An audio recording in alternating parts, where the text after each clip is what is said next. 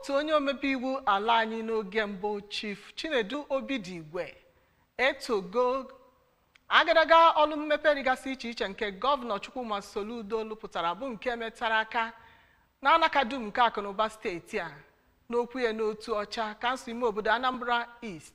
Chief Obidigwe bunyere Gọvanọ Soludo ukpo otito maka etu o si hie nnọọ aka n'anya na-akwalite mgbanwe Akụnụba steeti a. Onye nta akụkọ anyị Chibụzọ Okoye wetara anyị akụkọ a ka anyị sonyere ya.